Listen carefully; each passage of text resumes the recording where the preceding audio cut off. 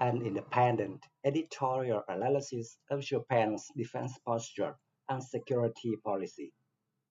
The architecture of security assistance in the Indo-Pacific is undergoing a fundamental transformation. It is moving beyond the traditional provision of non-lethal capacity building toward the integration of kinetic capabilities.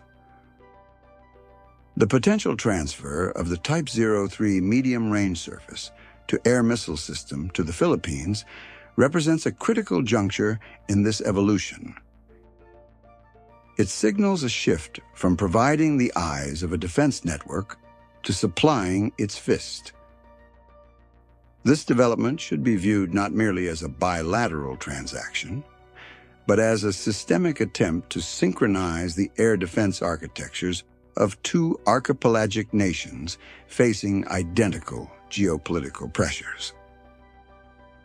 The strategic logic underpinning this potential transfer suggests that Tokyo is reevaluating the boundaries of its official security assistance framework. This reevaluation addresses the operational reality that sensors alone cannot deter modern aerial threats. For years, the Japanese approach to defense cooperation in Southeast Asia focused on maritime domain awareness. This was exemplified by the transfer of the JFPS-3ME air surveillance radar to the Philippines. While this provided Manila with the ability to monitor its airspace, it created a sensor-to-shooter gap. A radar network can detect an intrusion, but without an associated interception capability, the data serves only to document violations rather than prevent them. The Philippine Air Force Modernization Program, known as Horizon 3, explicitly seeks to close this gap by acquiring medium-range air defense assets to layer above their existing short-range systems like the Spider. The Type-03 system, particularly the improved variant, emerges as a technically and doctrinally compatible solution. This is because it was designed for the specific topography of Japan, which bears a striking resemblance to the Philippine archipelago.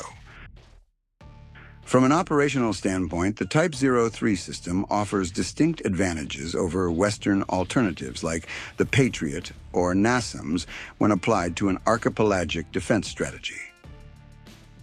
The system is mounted on a heavy, high-mobility 8x8 truck chassis. It is designed to navigate the constrained road networks and mountainous terrain of Japan. This mobility is essential for the shoot-and-scoot doctrine. In this doctrine, air defense units must fire and immediately relocate to avoid counter-battery fire or anti-radiation missiles. In the context of the Philippines, where static bases are vulnerable to precision strikes, the ability to disperse launchers across the islands of Luzon or Palawan creates a resilient denial zone. This mirrors the dispersal tactics employed by the Japan Ground Self-Defense Force in the Nansei Islands. It suggests that a transfer would facilitate a convergence of defensive doctrines between the two nations. The technical specifications of the Type-03, specifically the improved model, address a critical vulnerability shared by both nations. That vulnerability is the threat of low-flying cruise missiles. Unlike ballistic missile defense systems which focus on the upper atmosphere, the Type-03 is optimized for engaging targets at low and medium altitudes. It utilizes an active radar homing seeker that allows the missile to track targets without continuous illumination from the ground radar. This fire-and-forget capability is vital in a saturation attack scenario where ground radars might be overwhelmed or jammed.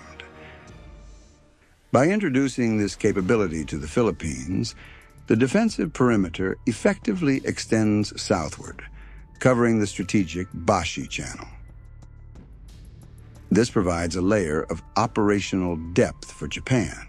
A contested airspace over Luzon complicates any adversary capability to encircle Taiwan or project power into the Western Pacific. However, the industrial and economic dimensions of this potential transfer introduce significant complexities. The Japanese defense industry, led in this sector by Mitsubishi Electric, has historically struggled with high unit costs.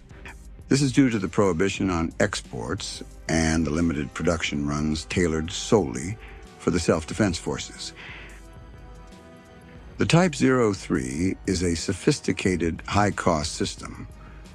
Without a mechanism to lower the per-unit cost, it remains financially out of reach for the Philippine budget without significant concessions.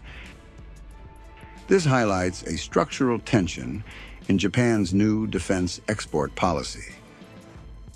To make Japanese equipment competitive, the government must either subsidize the acquisition through the official security assistance mechanism or accept a tiered transfer.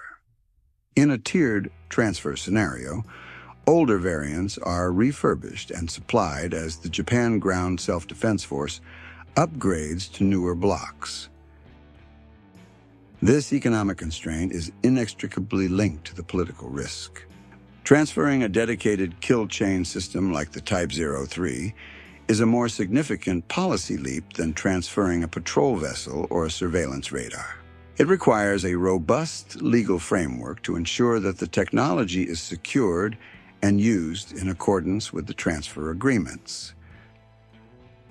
The Reciprocal Access Agreement between Japan and the Philippines, which entered into force recently, provides the necessary institutional scaffolding for this cooperation.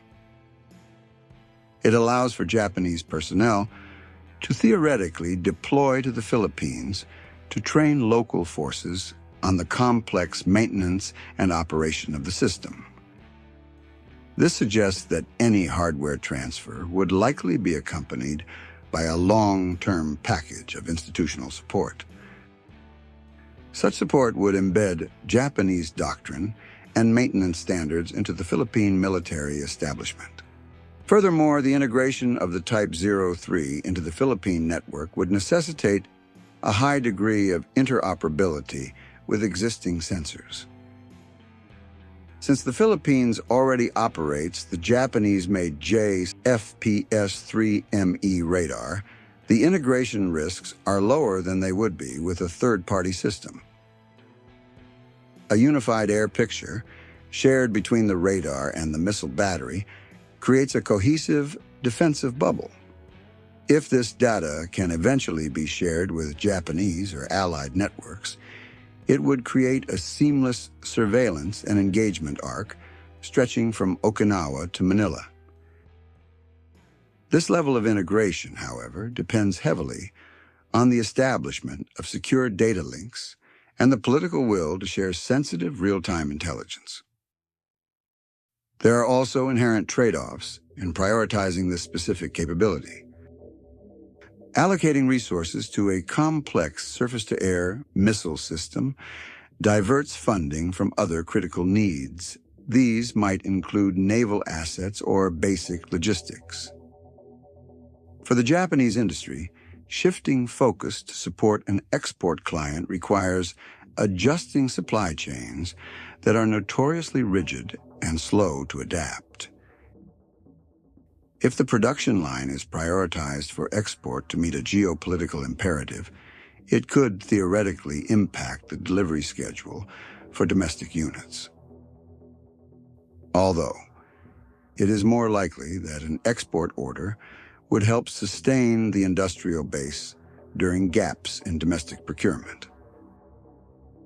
The challenge lies in balancing the strategic necessity of arming a partner with the industrial reality of a sector that has been insulated from market forces for decades.